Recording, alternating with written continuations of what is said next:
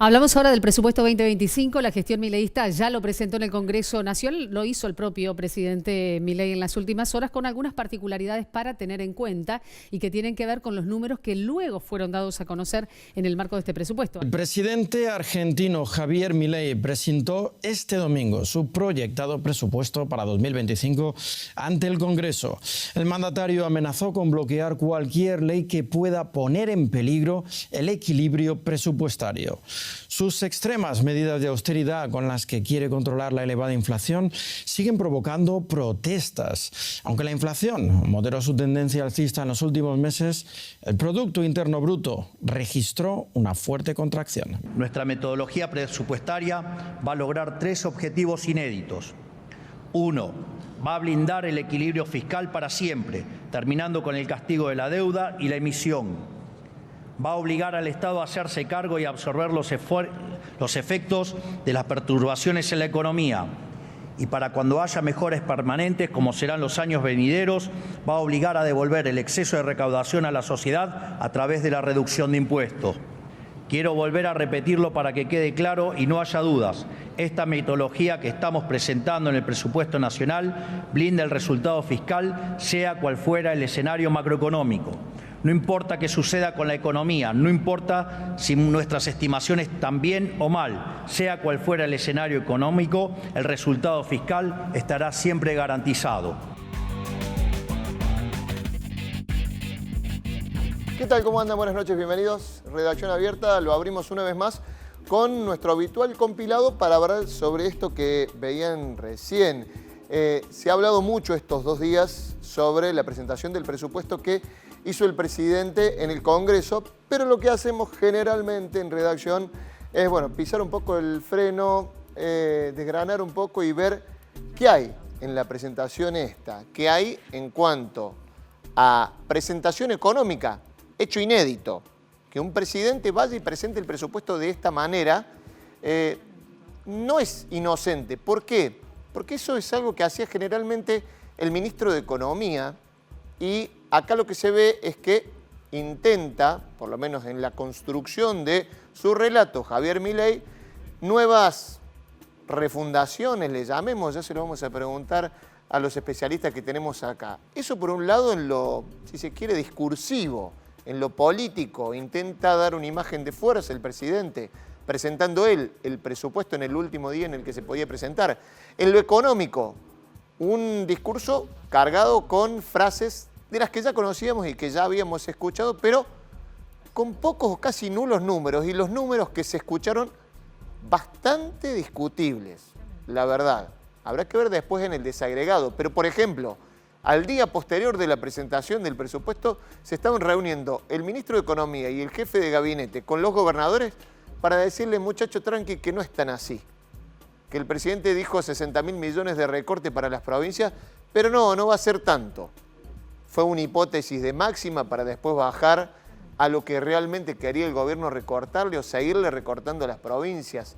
Déficit cero, todo a costa del déficit cero, definiciones sobre el Estado. Por eso lo hemos invitado, por un lado, a Juan Reinares, que es doctor en Ciencia Política, investigador de CONICET, y Eduardo González Holguín, economista, profesor de grado, posgrado de la Universidad Nacional de Córdoba, consultor. ¿Cómo les va? ¿Cómo andan? Buenas noches. Hola. Gracias por venir. Bueno, encantado de estar acá. Eduardo, primera lectura que haces de estos 45 o 50 minutos que el presidente tuvo en el Congreso de la Nación. Yo decía recién algo inusual, un presidente presentando el presupuesto. Es muy raro. Bueno, yo estoy entre los pocos televidentes que estaba mirando. Claro, porque tuvo un apagón también bastante grande, ¿no? Yo lo vi, por una cuestión profesional, pasó lo que yo pensaba. El día lunes me estaban preguntando un montón de gente qué pensaba. Y bueno, lo primero que hay que decir que desde el punto de vista económico, muy pocos minutos habló de eso que él llama cambio metodológico, que me llama la atención que el cambio metodológico lo ponga en la ley de presupuesto y no en la ley de administración financiera, que es la que rige, digamos, cómo se hace un presupuesto.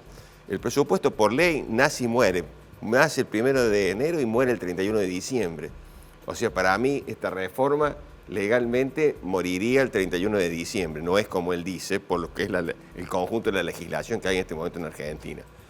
Y bueno, la metodología es muy sencilla, digamos. él cambia, digamos, la lógica que teníamos hasta este momento. La lógica era un poco que las autoridades siempre pensaban, digamos, cuáles eran las necesidades que tenían que satisfacer el Estado, y a partir de eso se calcula el costo de la satisfacción de esas necesidades, después se ve más o menos cuáles eran los ingresos posibles, y se veía, bueno, si había compatibilidad o no, y bueno, generalmente no hay compatibilidad y se comienzan a bajar algunas de las necesidades que se pensaban satisfacer. Acá se invierte... Eso, lo que decís, es lo que pasaba hasta ahora. Hasta ahora. Ahora se invierte, dice, bueno, yo quiero tener, y lo dice muy claramente, un superávit primario. ¿Qué es superávit primario? Son todos los gastos que tiene el Estado sin los pagos de intereses. Sin los pagos de intereses de la deuda. Claro. Bien. Y lo dice muy clarito. Y todo, digamos, ese superávit tiene que ser igual o mayor al pago de intereses. O sea, el presupuesto está en función de poder pagar los intereses. No importa más nada de lo que haya antes o adentro de ese presupuesto. Claro. Eso es lo que me estás queriendo decir. Claro, y entonces después dice, y entonces el equilibrio financiero, que es cuando vos le agregás el pago de intereses, tiene que ser equilibrado, cero. O sea, el conjunto de todos los ingresos tienen que ser igual, el conjunto de todos los gastos más los intereses, y quedar aproximadamente en cero. Ese es un dato muy importante. ¿Por qué? Porque hoy te perdonan no pagar el capital. El acreedor te perdona no pagar el capital. Lo que debes realmente. Claro. Entonces, cuando vos ves, por ejemplo, la planilla de financiamiento, ves que renueva toda la deuda, piensa renovar absolutamente toda la deuda y además sumar 2.360 billones de pesos más. De deuda. De deuda, en capital. Billones, dijiste. Claro, billones, que se va a transformar en intereses. O sea, la otra cosa millones, interesante sí. que dice es que pone como segunda prioridad que va a bajar los impuestos. Entonces, si en una de esas le va bien, este año no, pero el año que viene va a bajar los impuestos. ¿Qué quiere decir entonces? Que el ajuste, como bien decís vos, va por el lado del gasto. Va a ir por el lado del gasto. Entonces, y el gasto, no olvidemos que el gasto son servicios que presta el Estado. Entonces vos te encontrás, por ejemplo, con una cosa que me llamó la atención, que en el artículo 27 del proyecto, digamos que desmantela todo lo que se hizo en materia educativa. Entonces saca, ¿no es cierto?, el famoso 6% del PBI que tenía que ser aplicado, digamos, a educación.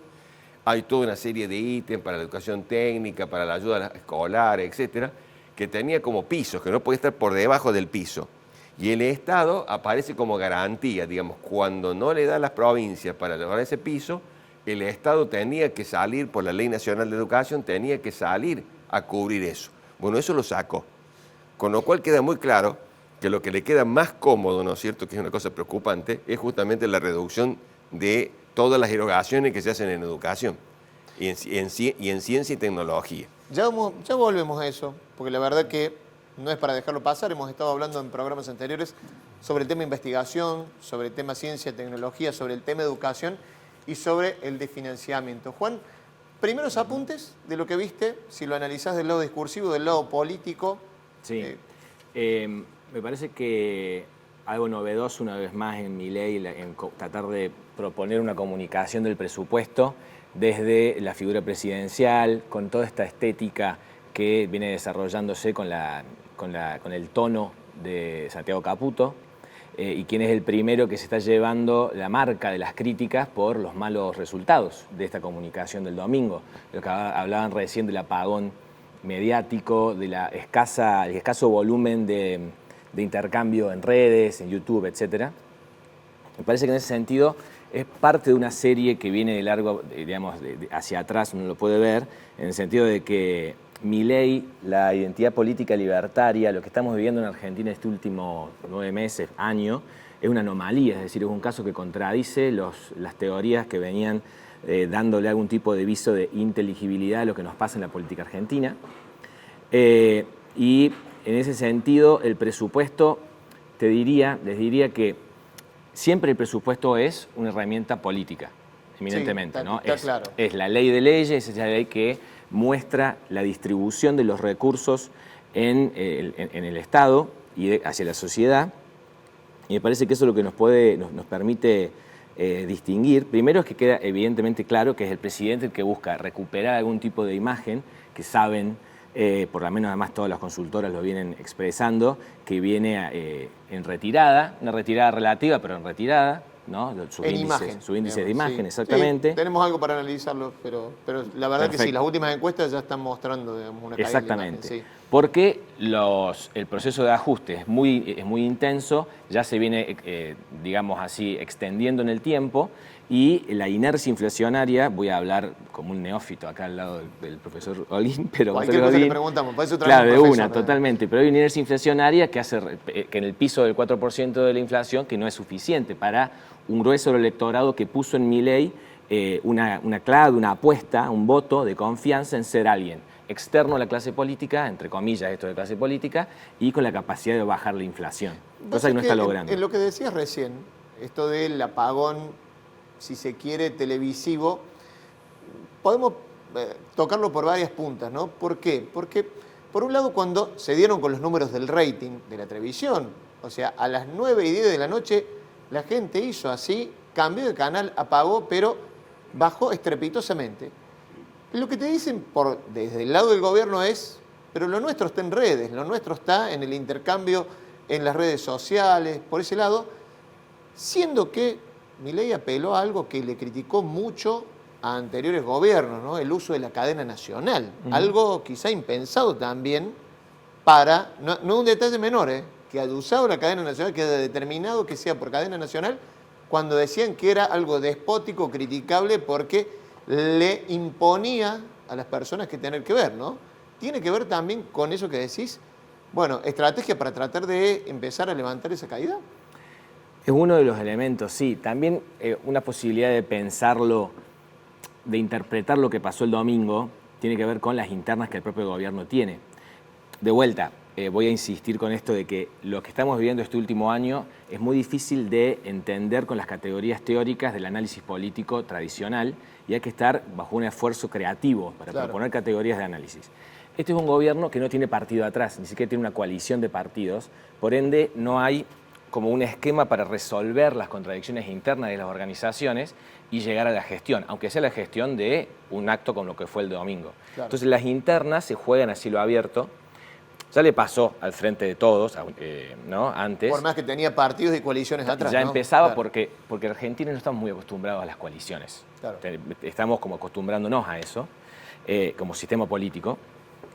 Y entonces, La Libertad Avanza es un nombre, un cascarón bastante vacío con la figura central de Milei, pero hacia abajo tenés internas todo el tiempo. Entonces yo creo que puede haber internas entre quienes manejan el aparato mediático de redes, ¿sí?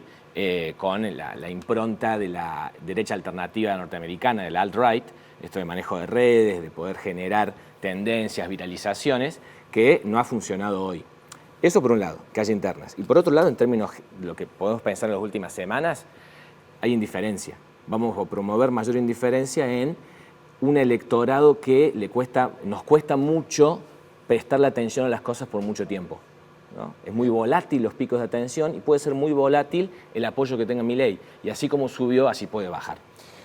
Hay un punto interesante que lo quiero charlar con el profe, que tiene que ver con este ajuste que le piden a las provincias. A ver, se puede tirar un número suelto. Vamos a escucharlo primero, como lo decía el presidente de la Nación cuando hacía el anuncio de la presentación del presupuesto y les pedía a las provincias que hagan un ajuste de nada menos que de 60.000 millones de dólares. ¿Qué implica esto? A ver, ¿cómo lo decía Milei? A los gobernadores les digo, cumplir el compromiso de bajar el gasto público consolidado a 25 puntos del PBI requiere que las provincias en su conjunto hagan un ajuste adicional de 60.000 millones de dólares. Nosotros ya hemos cumplido nuestra parte del acuerdo, ahora faltan ustedes. Los argentinos a lo largo y ancho del país saben perfectamente bien que por cada peso que dejen de gastar las provincias y los municipios se lo podrán devolver en bajas de ingresos brutos u otras tasas. No dijo 60.000 millones de pesos. Dijo que las provincias se tienen que ajustar el año que viene 60.000 millones de dólares. Sí, un datito. Yo no dimensiono. Yo te digo un dato. ¿Cuáles son las transferencias que hace la Nación a las provincias? A ver, ilústrame eso. El presupuesto que ha presentado el proyecto tiene una presión tributaria del 25%. Es decir, le está diciendo a las provincias, hoy ya algunos economistas empezamos a hacer cálculos, que prácticamente todas las provincias argentinas no tendrían que gastar nada. Nada. Son esos números al voleo que tira él, ¿viste? Como el 15.000% de inflación, 17.000%. Tira un número al voleo y es tremendamente ridículo.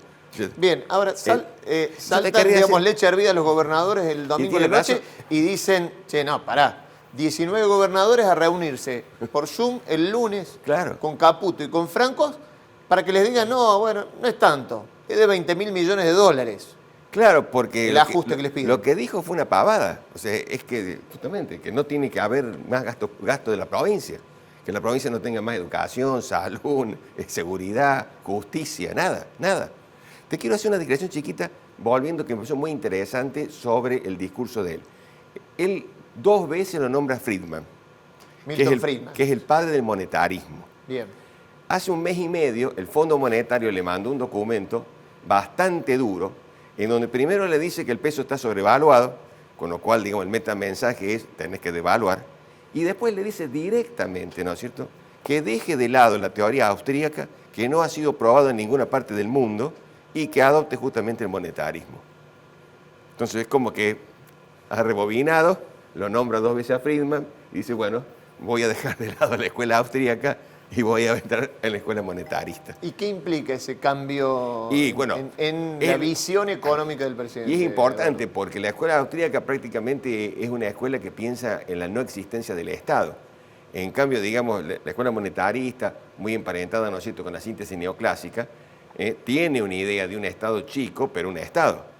O sea, tiene, digamos, en cierta forma tiene el concepto del Estado asociado al sector privado, no un Estado ausente como es el que presenta en este momento Milei. O sea, hay un cambio bastante grande, chico, pero que esté ayudando. Y si uno mira las políticas de los países desarrollados, Estados Unidos, Francia, Alemania, Japón, ¿no es cierto?, siempre lo vemos al Estado que de alguna forma u otra está cooperando, inclusive con grandes empresas. Si nosotros vemos el aparato militar, ¿no es cierto?, de Estados Unidos, y bueno, detrás de ese aparato está justamente el Estado contratando, y es buena parte del crecimiento económico de Estados Unidos justamente es ese. Entonces, bueno, yo creo que hay un cambio, como diciéndole, o como es que está diciendo, bueno, sí, voy a aceptar que esto de la teoría económica austríaca no ha sido bueno, es cierto, no tiene ninguna aplicación en toda su historia, y entonces eso me parece que... Y la otra cosa que me preocupa mucho es una idea muy anticuada que él tiene de la inflación, que se le demos a un economista norteamericano, que es Irving Fisher, que piensa justamente que la inflación es un fenómeno exclusivamente monetario. Hoy todas las escuelas ortodoxas, todos nosotros pensamos justamente que la inflación es un fenómeno multicausal. Y entonces yo creo que la dificultad que tiene de salir de bajar del 4% y ir al 0%, ¿no?, que este 4% le está digamos, indicando que la parte monetaria ya cumplió su función y que si no avanza hacia las otras causas de la inflación, que él lo niega, inclusive le echan la culpa a los formadores de precios. Los formadores de precios son una de las causas de la inflación. Las expectativas son una de las causas de la inflación. Entonces, bueno, si vos no amplías la visión, es muy difícil que puedas plantear políticas cuando estás ignorando parte del fenómeno. Claro, eso te quería decir, digo. A ver, la emisión en este momento, en teoría y según lo que dice el Gobierno Nacional, es 0. No es 0. La emisión monetaria no es 0. No es 0, pero se ha reducido significativamente. Sí. O sea que eso te tendría que dar, según esa teoría, tendría que dar 0 de inflación. Claro, y además tenemos un contexto, como bien acá dice, tenemos un contexto de una tremenda recesión, que esa es otra cosa importante. Siempre, por ejemplo, La Baña se jactaba, ¿no es cierto?, de haber, ¿no es cierto?, avanzado en una devaluación muy grande y que prácticamente la inflación no se movió, porque tiene una gran recesión. Ahora estamos viendo justamente un fenómeno parecido, pero porque hay otros mecanismos, por eso es multicausal, hay que ver en cada momento cuál es el motor de la inflación. Bueno, en este momento tenemos una gran recesión, tenemos una reducción de la emisión monetaria y tenemos una inflación. Y eso te lleva a un problema serio, porque ya muchos estamos pensando que este 4% es lo menos que puede lograr el gobierno. Ya vuelvo a preguntarte sobre las previsiones inflacionarias, que la verdad que dejaron sorprendido a más de uno las previsiones inflacionarias del año que viene. Lo que decías recién y entender la lógica de este presupuesto, que quiere decir que si no recaudo, porque recién te habías metido con un tema crucial, el tema de la educación y financiamiento de ciencia e investigación. La lógica de este presupuesto es, si yo no recaudo, si yo no tengo superávit, no invierto. O sea, por más que la gente se me muera en los hospitales, por más que las escuelas me cierren, esa sería la lógica. Esa es la lógica. Chille quien chille, yo voy a sostener a contraviento y marea el equilibrio fiscal, y como pone dos trabas, ¿no es cierto?, que es el superávit y que los impuestos no pueden aumentar, y lo lógico es que vaya bajando el gasto, vaya bajando la inversión. Esto, lo analizaba Juan recién, ha detonado o se ha visto evidenciado en una caída de la imagen. Fue muy resonante en los últimos días el estudio de Suban Córdoba, de consultora de Gustavo Córdoba y Paola Suban, que hablan no solamente de la caída de la imagen de Milei, sino también de la credibilidad. Retoman trabajos que se han hecho con respecto a cuánto de lo que dicen los políticos le creen las personas de a pie, los encuestados, y cuál es el valor de la palabra. Ellos recuperan varias frases que da el presidente Javier Milei en una entrevista con Luis Majul. Muchas de las frases las personas las consideran falsas. Fíjate este estudio que ha hecho Suban Córdoba sobre la caída de la imagen de Milei y ya lo charlamos acá. Milei ha perdido en términos reales entre diciembre y febrero 14 puntos de evaluación de gestión en Tucumán. Realmente los números son realmente impactantes, ¿no? Estamos hablando de casi 27 millones de personas pobres en la República Argentina. 27 de 47,300. Es una cosa, es una locura. Impresionante. Yo prefiero que explote y que se lleve puesta a toda esta basura de casta política. El tema es que no se lleva puesto sola a la clase política, barre como un tsunami toda la Argentina. Está bien, pero en la otra solamente se lleva puesto a los al sector privado que paga los impuestos. O sea, vos me querés arruinar la vida, bueno, que se arruine la de todos. Sí, el 71% de imagen positiva tiene la universidad pública, pero también es interesante esta encuesta porque marca muchas de las mentiras de Javier Milei. Directamente la gente le dice que a todas las frases que le consultaron en esta encuesta, Javier Milei miente. Ah, mirá, esto es interesante. Claro, usan todas las frases de Javier Milei y le preguntan, ¿es verdad o mentira esto? Mirá, y fíjate los números, Gato. Mirá, impresionante. Sí. Estamos arrasando con la inseguridad. Para el 62,7% de los argentinos es mentira. También incluso está la pregunta de las jubilaciones, que fue nosotros la contamos muchas veces para contar que no es así, que es falso, que las jubilaciones están 5% arriba. O sea, quiere decir que le ganamos a la inflación. El 71,7% es la segunda de la placa. El 71,7% dice que es mentira. Es decir, ya no creen en la palabra, la mayoría de los ciudadanos no creen en las palabras y en las frases de Javier Milei.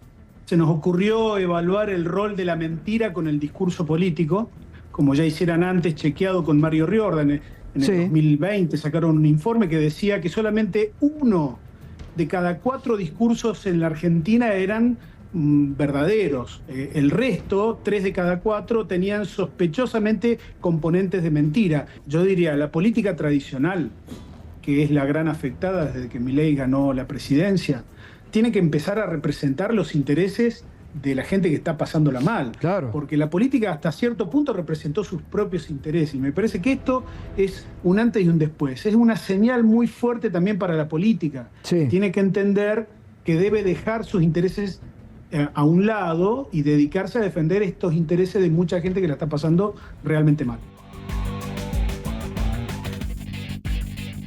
Estudio de Suban Córdoba, hace poquito, la credibilidad. Y veías que, a pesar de el apoyo que sigue sosteniendo, la verdad que está bajando y sobre todo baja la credibilidad. ¿Lo tenías este informe, Juan? ¿Lo habías visto? Sí, lo compartí ¿Qué te dice el domingo. Es una muy buena muy buen insumo el de Domingo de Datos para el debate siempre, que generan Subán Córdoba periódicamente. Me parece que hay que distinguir, estoy de acuerdo con que con el paso del tiempo y contexto muy desfavorable para la mayoría argentina, para la mayoría de Argentina, ese apoyo a Milei tienda a menguar, ¿no? a debilitarse.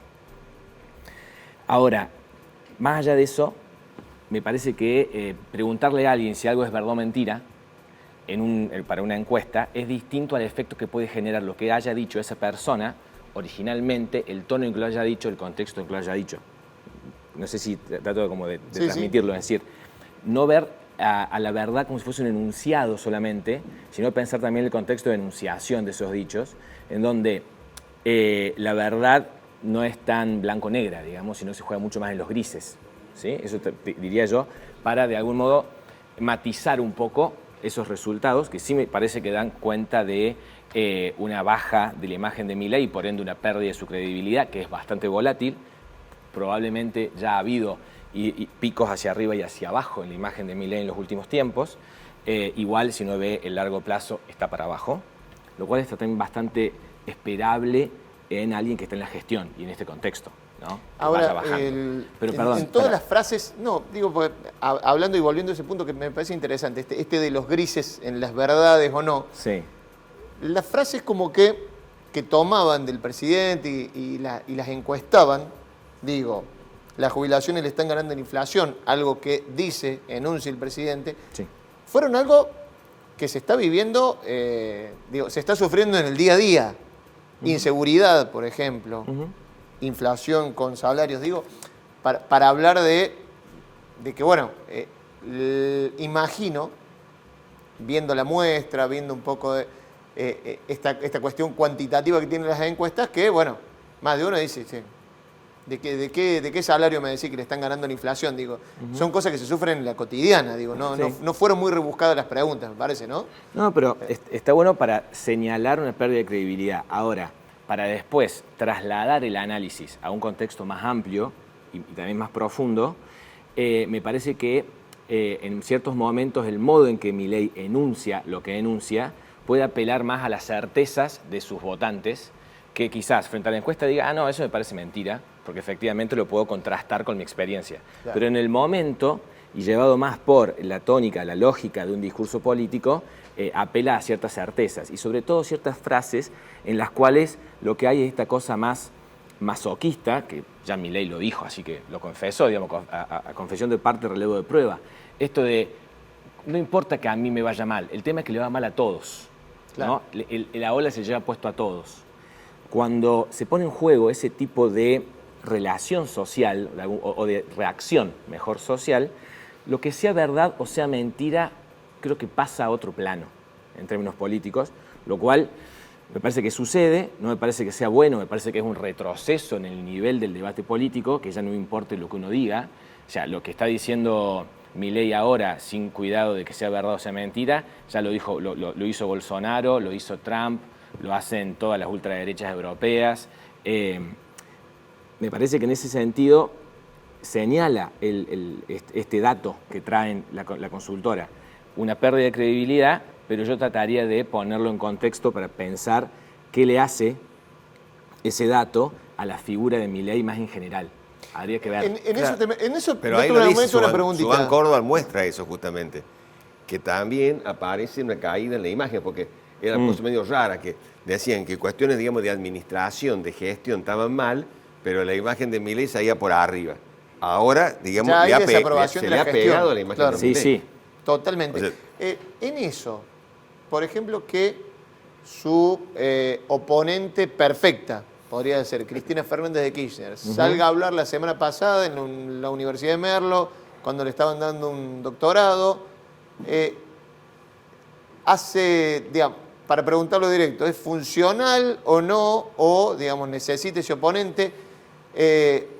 A Milei le sirve porque se sube al ring justamente quien señala como oponente. Sí, pero en general la figura de Cristina nunca había sido tan atacada por Milei, porque, recuerdo sobre todo el año pasado, el electorado de Milei es un electorado muchas veces que había votado a Cristina o el peronismo antes.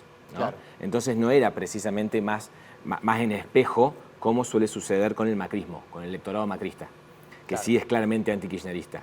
El electorado parte del electorado de Milei, el plus, digamos, que le ha hecho ganar la elección, es precisamente un electorado que puede tener cierto apoyo a un pasado peronista, pero que hoy vive la falta, vive la frustración de ese presente del peronismo, ¿no? Que se ha quedado como sin recursos, digamos, discursivos, sin una audiencia clara, sin ejes polémicos, sin claves para interpretar lo que nos pasa. El peronismo no ofrece esas claves.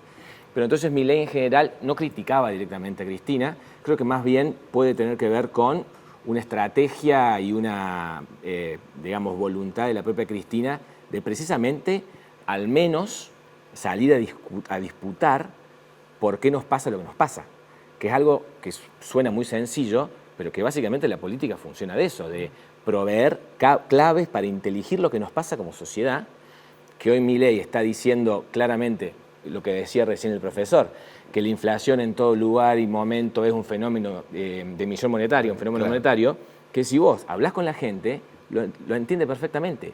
Esa bala entró. Claro. Bueno, no es una referencia muy feliz hablar de balas cuando hablé de Cristina recién. Se entiende. Pero digo, ese recurso llegó a la gente. La gente dice, la inflación es por la emisión. Y por ende, el que emite genera pobreza, genera malestar, etc. Discutir eso me parece que es un gran desafío de la política y me parece que ahí Cristina puede hacerlo con la gran desventaja de que, digamos, Cristina ha llegado tan lejos que no sé si es la más indicada para llevar adelante esa batalla. Necesitamos otras voces en ese sentido. Claro. Profe, ¿qué se puede esperar de este presupuesto con respecto a...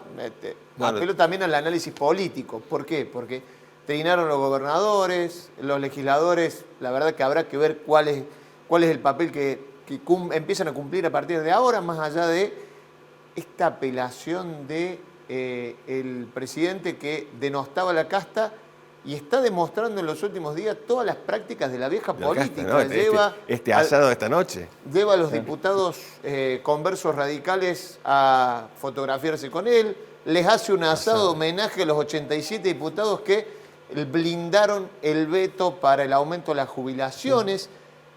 Bueno, pero en el presupuesto van a terciar otras cosas, porque van a terciar la negociación con los gobernadores, ¿no? El presupuesto tiene, para mí, bastante débil. Primero, se basa en datos al mes de junio de este año. Y hacen una proyección que yo considero, y algunos colegas también, antojadiza, bajando un poco lo que sería el nivel de ejecución del presupuesto al 31 de diciembre. Entonces vos tomás la que teóricamente decís que va a ser el gasto del Estado el 31 de diciembre y a partir de ahí lo proyectas. Entonces ahí tenés un problema porque estás partiendo de una base que está más abajo. El segundo problema es la de la inflación. La proyección de inflación para este año y para el año que viene. Claro, él dice que en todo el año vamos a tener un 104% de inflación y vamos por el 98,4%. Faltan 4 meses todavía y él dice que vamos a terminar el año con 104% de inflación. Medio difícil. Ahora, claro, ponele que uno diga, bueno, esa proyección la dejas de lado. Y la después, proyección del año que viene. El año que viene es el 18% anual. Es el 1,4% mensual, es decir, todos los meses y un 1,4% mensual. Y tiene una dificultad tremenda de bajar del 4%. Se estaba jugando que iba a bajar el 4% y este fue el 4,2%, así que tuvo un problema. Yo hice un pequeño ejercicio de simulación. Digamos, ¿qué pasa si tenemos una inflación del 2%? Es el 26% anual. Si nosotros tenemos una inflación del 3%, es el 43% anual. Si mantenemos el 4%, es el 63% anual. Entonces, hay todo un problema muy serio, porque entonces cuando vos empezás a ver cómo funciona, digamos, en términos reales, cuál sería la capacidad adquisitiva, ¿no es cierto?, del presupuesto que vos estás diciendo con una inflación tan baja, evidentemente al tener la inflación más baja, vos le estás dando mayor capacidad adquisitiva al presupuesto del año que viene, porque la inflación, no nos olvidemos que significa deterioro de la moneda. Entonces, se deteriora menos la moneda y entonces vos le estás dando un plus de que no se deteriore tanto. Pero entonces si realmente no llegas al 1,4, que en realidad la mayoría pensamos que no va a llegar al 1,4 mensual, y a ponerle que no llega al 2, y bueno, va a tener justamente un problema de un deterioro muy grande, que encima con esto estábamos diciendo que ante el problema, ¿qué va a pasar? Va a reducir la inversión que hace el Estado. Más que claro. Gracias a los dos por haber venido a Redacción Abierta. Nosotros nos vamos a la primera pausa. Quédate porque ya seguimos con más.